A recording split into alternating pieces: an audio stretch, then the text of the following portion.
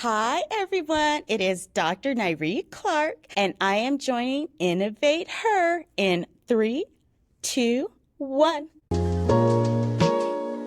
Welcome to Innovate Her with Yaritza, the podcast that dives deep into the inspiring world of women of color in the edtech industry. It's raw and authentic. There is no format, right? The best kind of professional development and conversations are those that are unscripted.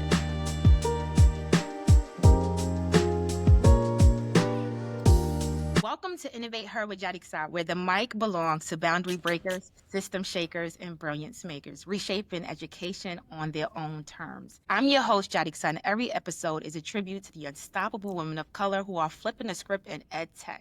It's my turn. It's my turn. I'm at the top of the line. Oh, yes, it's my turn. Today's guest, she doesn't just lead with vision, she leads with values. Our guest is an equity warrior, transformative keynote speaker, and a trailblazer whose work is rooted in freedom, justice, and access. Whether she's advocating for culturally responsive education or designing initiatives that center families, Dr. Nyree Clark is a force for change. Her leadership reflects a deep commitment to dismantling barriers and nurturing liberation and learning spaces. So pull up a seat, tune in with intention, and get ready to vibe with us as we welcome Dr. Nyree Clark, my friend, to Innovate Her. Nyree, Yes. the floor is yours. Who is Dr. Clark? Hello, everyone. Hello. I'm so excited to be here. So very excited to be here, everybody.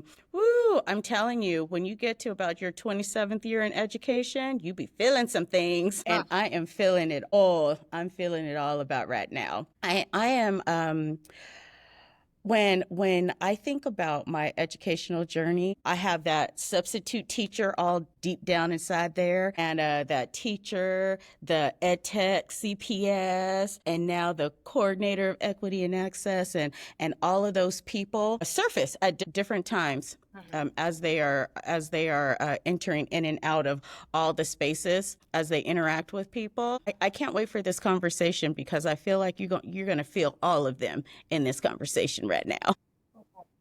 So let me start off with something just simple, right? Because I asked who is Dr. Clark, but I think what I should have asked is who is Dr. Clark when the spotlight fades and the mission deepens? Yes, I feel like I'm so humble. I feel like I'm a servant. I am always a person that's thinking about how I can best serve. You know, how I wake up each morning thinking about how can I bless somebody else? Because when you think about how you can be a blessing to someone else, the spotlight is off of you. It's off of how can you serve others. So when I am thinking about my work at school, it's how can I be a blessing to teachers? How can I be a blessing to parents? How can I be a blessing to students? Right. So that's off the gate. So it's less of me, more of them. I am a Christian person. So when I wake up in the morning, it's how can I serve? Right.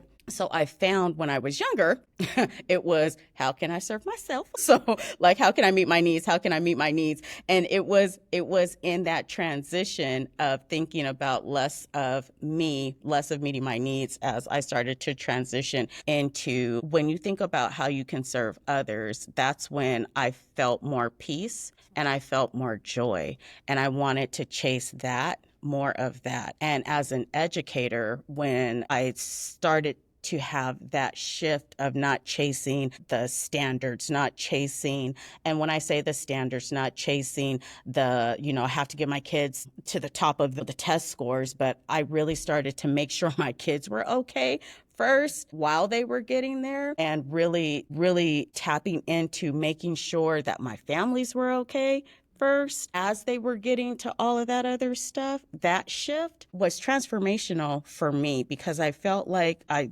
shifted into more of that community mindset. And when that shift happened, that's when I started to build like more deeper relationships with my kids, that I have like former kindergartners that I just got a text last night on Instagram from one of my former kindergarten students that's now a TK teacher. And she texts me and she's like, every time I go to work, I think about you because I teach TK now. And she's like, I was her kindergarten teacher. And she's like, every day I think about you. And I was like, you gave the best hugs. You kept me on my toes, because she was one that was just like, I had to be on her.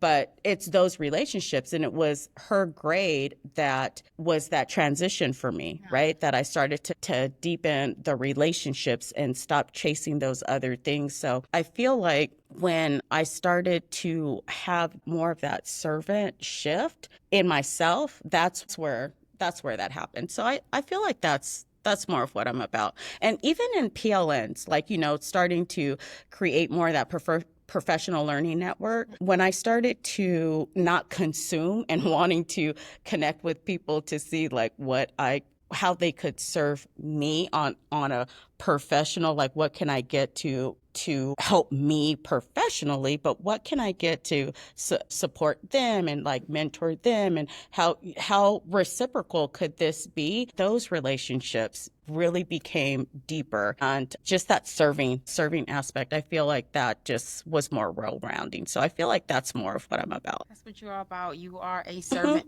You are a really good friend. And you're a truth teller, right? Like I hope so.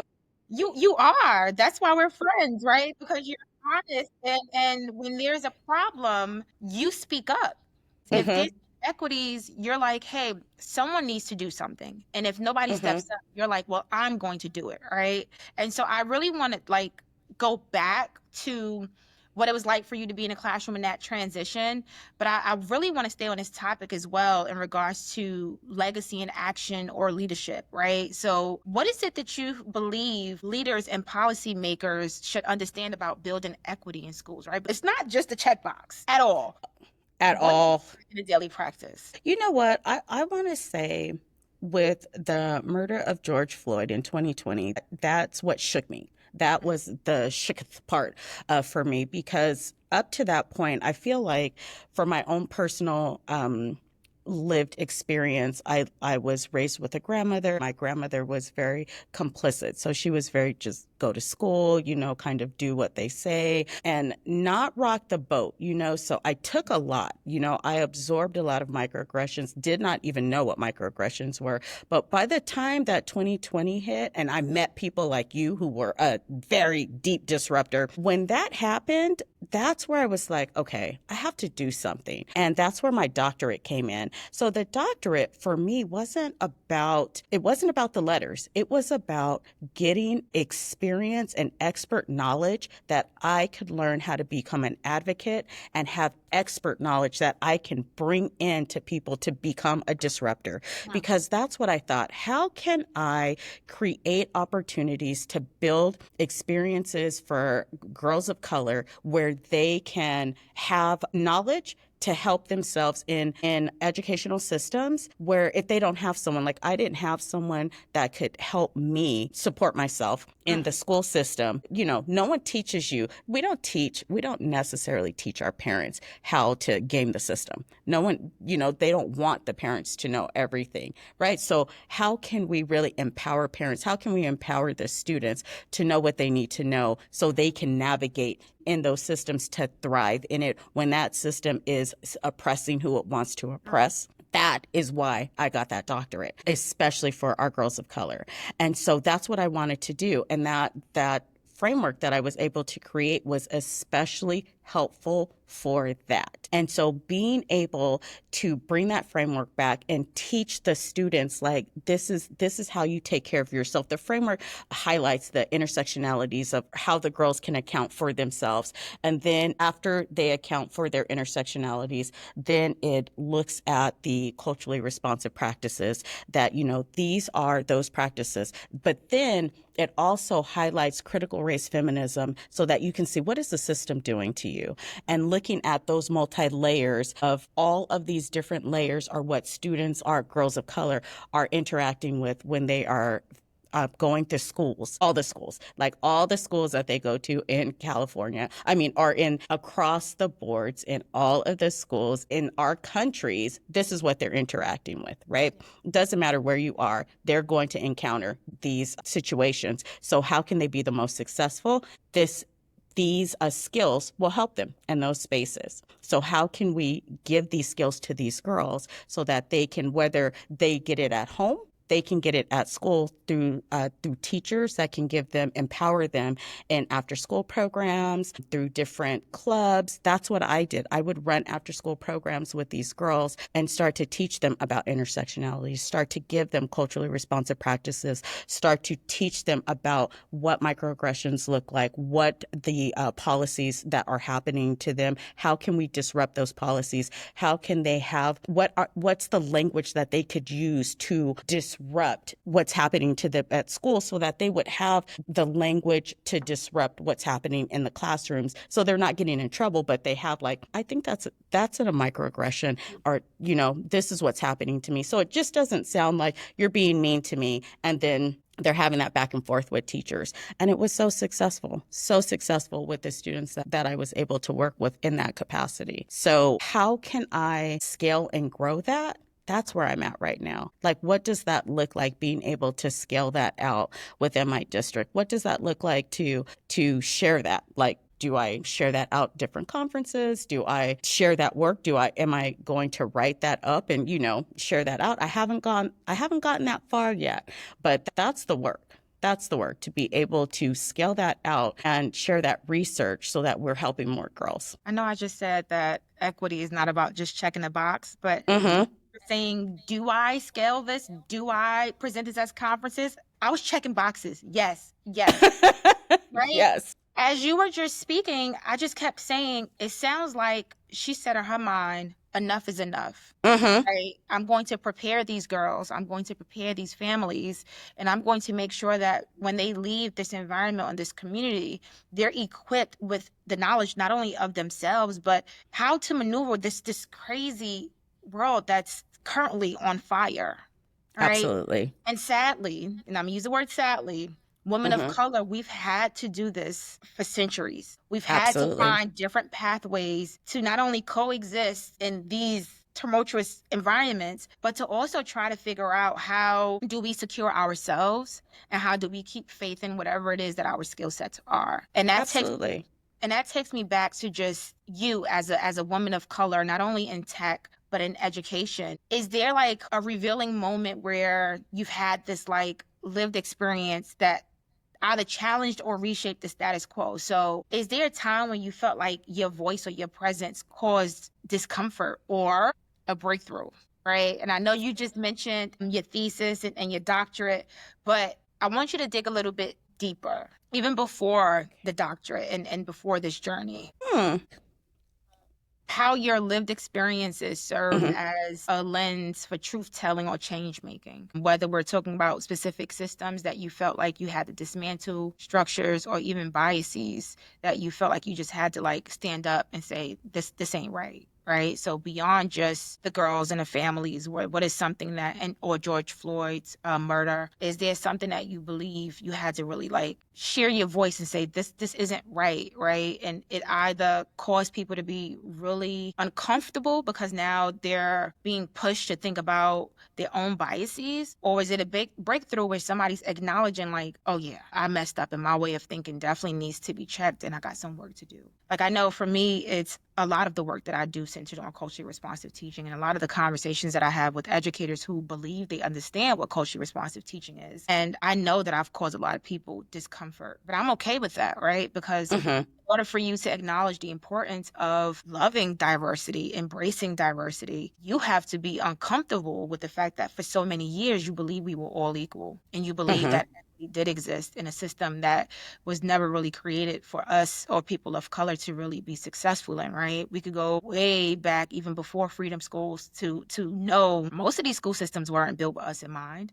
They weren't built with the fact that we learn totally different in mind. And still to this day, when we think about AI and we think about the release of so many ed tech tools, they still don't think about our communities, right? There's so many workshops that I do with parents on basic tech training, basic uploading documents, sending out an email, creating a signature for an email, right? Things that you go in assuming that they know, but they don't. But when you have conversations with people who are leading these sessions and people who are making thousands, hundreds of thousands of dollars to be in these school districts, then it becomes a conversation of, well, do you even know the community that you're serving? Right. And I know that Yes. causes discomfort because I'll say it loud and proud. Do you even know these kids? Have you even gone into Yes. these classrooms before you're telling these teachers that they should be doing these three strategies? Did you take the time out to observe and see that these students, not only are students with disabilities and multilingual learners, but these are students who are brilliant. These are students who are creative. These are students who, yes, they may struggle with reading, but if you tell them to build something, baby, they're going to build something for you. Absolutely. Absolutely.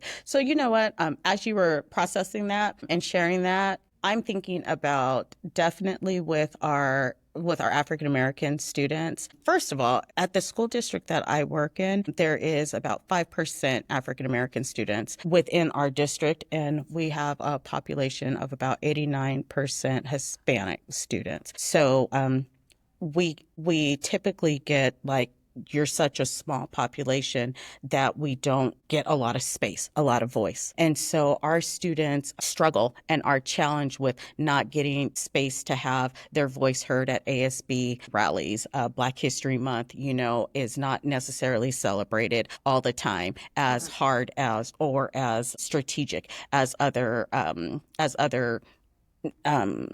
heritage months that are happening, and so being able to make sure that there's space for that and that we are giving ample time for students to learn about in class time as well as during those lunch times for students to experience the whole class, to experience that, not just our African American students, for them to have opportunities to learn together as a school. That was something that was really big when we did our student empathy interviews. That's something that the students voice, like we don't have space for all of our friends to learn about us. We want to hear about us.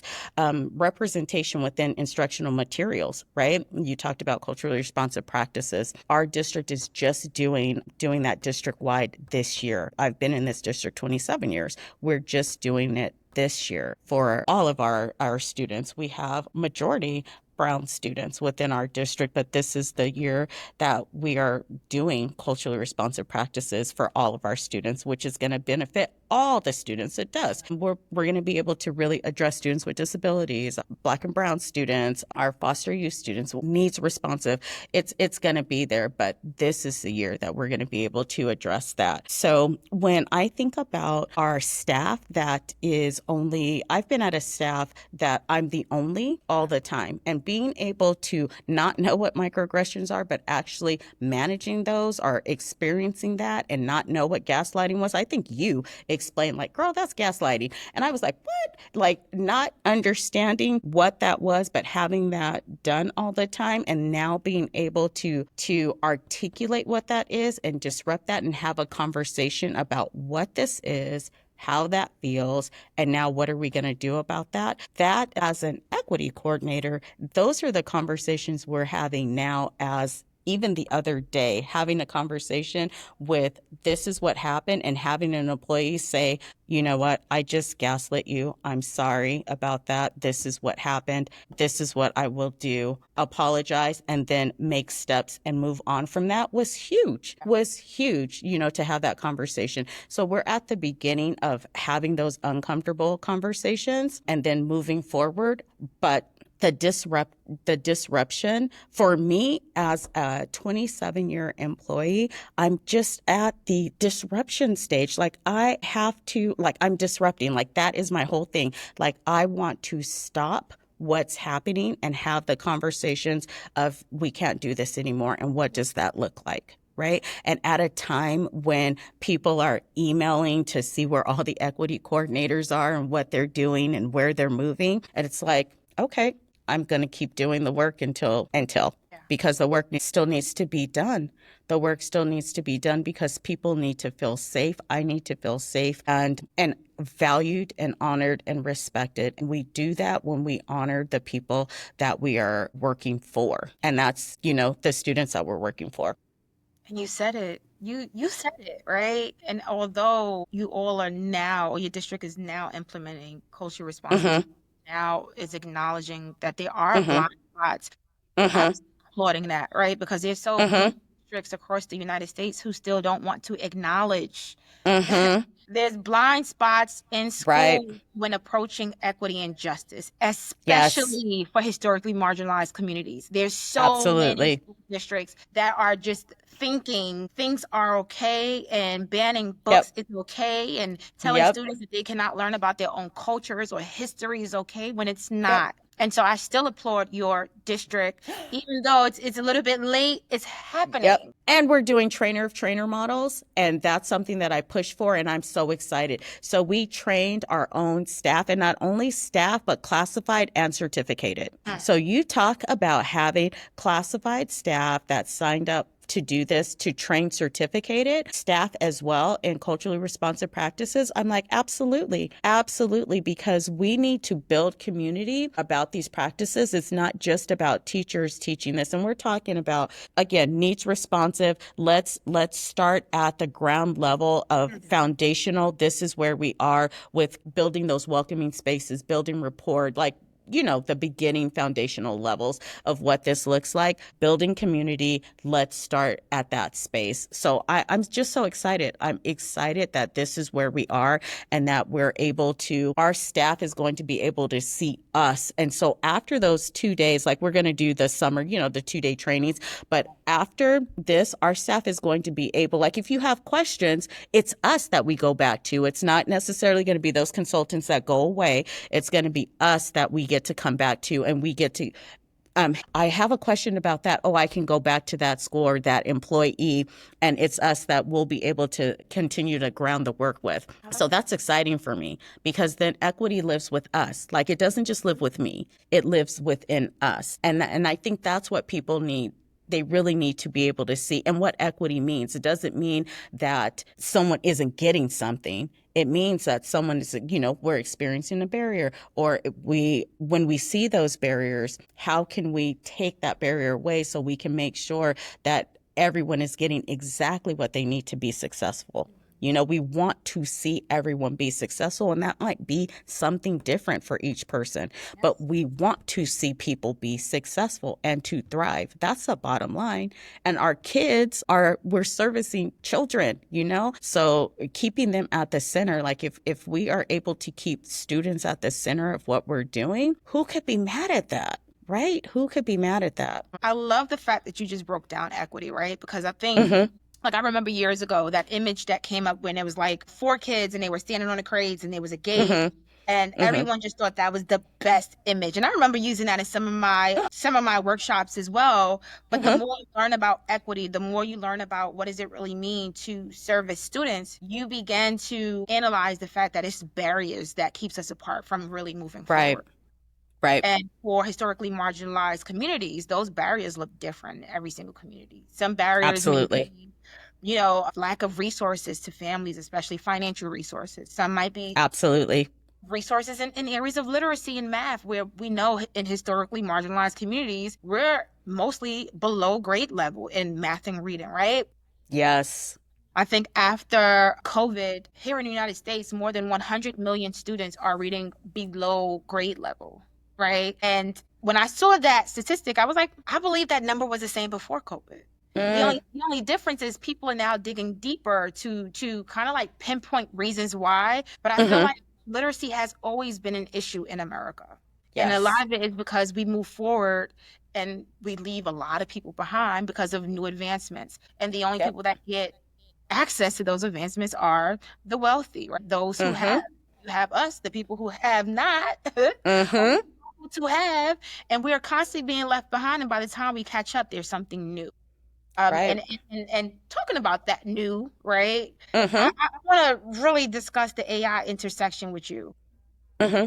So when it comes to literacy and access, how do you see AI transforming opportunities for families in your community? But also, what cautions may rise? Oh, yes. So right now, my goodness. So we just had we had our little AI task force last year. So our task force came together to create the AI policy, right? So we have policy board approved. Our parents have no idea about any of that right now. So we created the policies, we created guidelines, we made them all pretty. Nobody knows about them. So we have to share that, right? We we have not had an opportunity to share any of this information with the staff, with the students, with our parents. So that's this year coming up. Google has just released all of their pretty AI tools, and that is going to be this year, bringing all of that into it. Our EdTech CPSs, our EdTech curriculum program specialists, are working to bring trainings to the students, to the parents, to the staff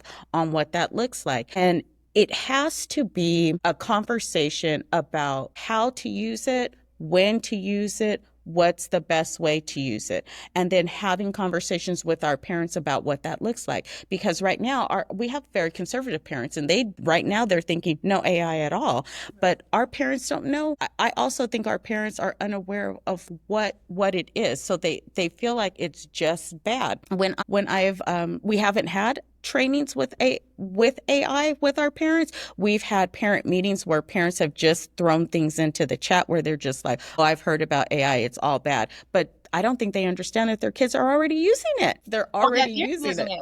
Or if they're They've been using it. Absolutely. So going forward this year, it's going to be full tilt on having parent workshops, having parents actually touch it in and use it and become active with it. Having parents, I think it's going to be powerful to have parents and students use it together, because that's going to be, having them work alongside each other so that they could see it, touch it, feel it, and then see where it already lives. Like, our parents need to understand that AI's been there. Like, did you know that every time you use a chatbot, that's AI?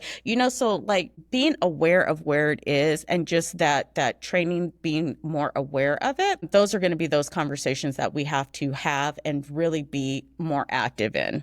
I love that. This year. There's a district that I work with where we do parent academies across New York City, but this particular district, I love this. This particular district, we do AI workshops for parents, and parents are encouraged to bring their student and also their students' laptops and school devices. Yes. And so it gives the parents an opportunity to play around with their child's laptop, but to also see how AI can be infused into things for, once again, literacy and math.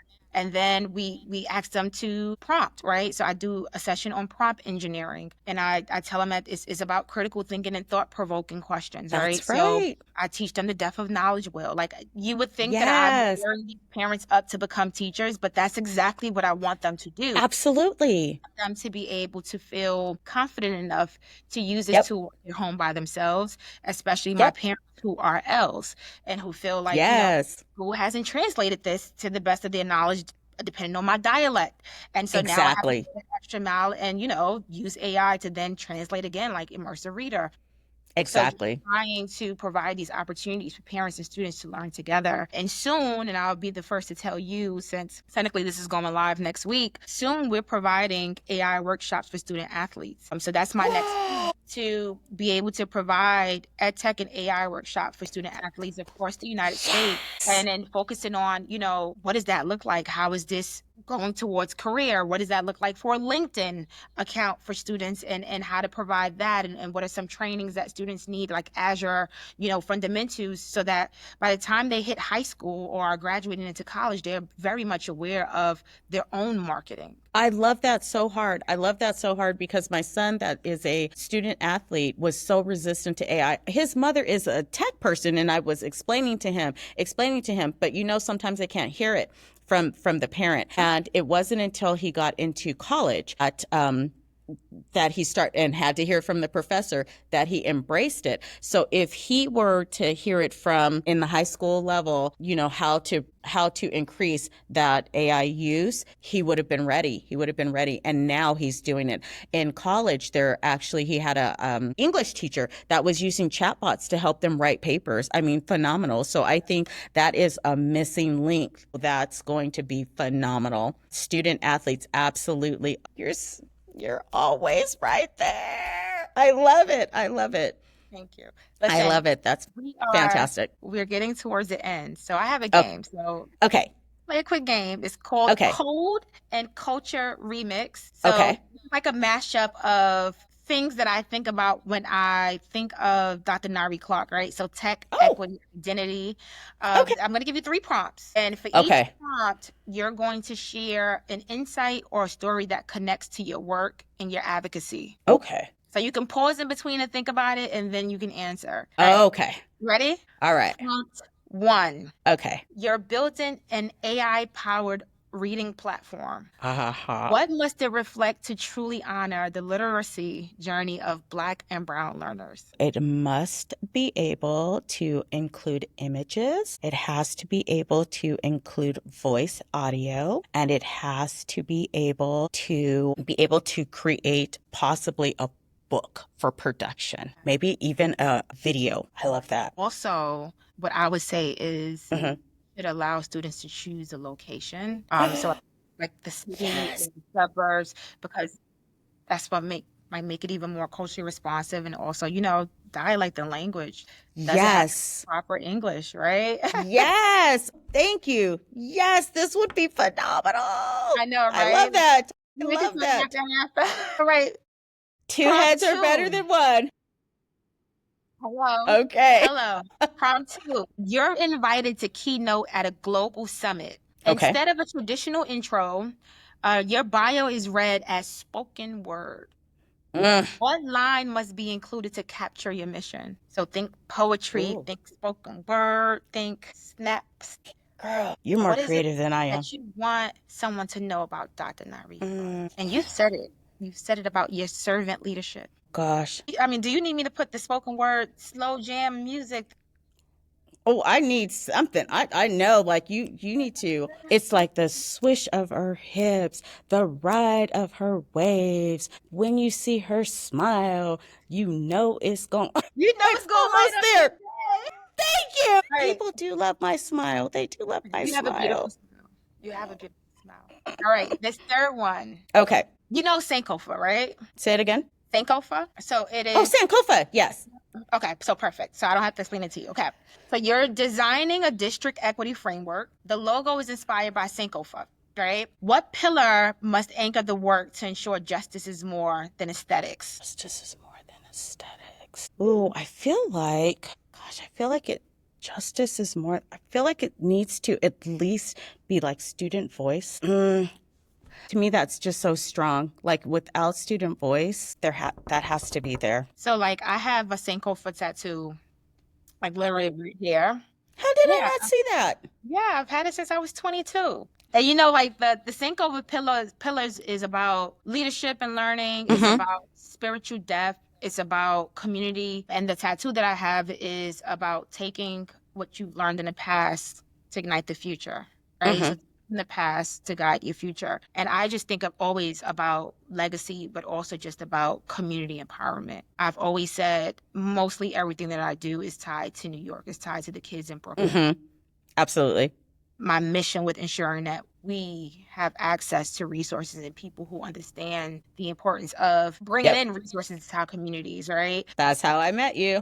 Hello. And that also your work, right? Because every time we have time to sit down and chat, you're always talking about community. You're always talking about what you're Yes. doing for the students or even how you want to support teachers. So I just want to throw that out there because I feel like you are already working towards your district equity framework. And this year, I'm trying to create student academies each quarter. And so that's what I was thinking of with Student Voice is trying not to think about like what I want to do. I want to open up space for creating space for what they want to do so that they're leading in the charge. Like, what can I do to support what's going to best engage you or what's going to best help you to be successful and create space, at least 4 of them, 1 a quarter from kinder all the way up through high school so that we're going to use the Umoja principles. Have you heard of Umoja? I have heard of Umoja. So we're going to use the 18 principles of Umoja to help to amplify that work. And so I feel like a lot of times adults are telling kids what to do. And so I'm trying to students, tell me what you would like to do. These are some of the parameters. How can we make this work? And so letting them lead me and working with them. So that's my goal. Students first and student voice. So when I was thinking Sankofa, I'm just like students first, students first, student voice. Yes. That's where I'm going. Students are the center of everything, right? When Mm-hmm. talking to instructors, I say, students are your customers. Yes. They're your customers. Yes. And some of them are not physically paying for the experience, right? But our Right. tax dollars are, and if they are Yes. paying tuition, these are your customers. These are the people who you want to buy into whatever it is that you're selling. Absolutely. Absolutely. Nyree, we are shutting this down, but before we leave, is there a message that you might have for a woman who's already in ed tech, a young woman who is transitioning or trying to figure out should she transition into ed tech, or a young girl who wants to someday be in ed tech? You know what? I want to give the advice that was given to me by Journey and many other ed tech people. I used to think like, you know what? I'm not very techie, so maybe ed tech is not for me. And people told me, don't worry about the tools. It's not about the tools. It's about the person. Ed tech is not about, someone can teach you how to make the tools work. They can't teach you how to people. If you have a heart to build relationships with people, that's what it is. So take the time to really get connected with people and to build relationships with people. Use social media to get connected with people that align with your same goals, with your same core values.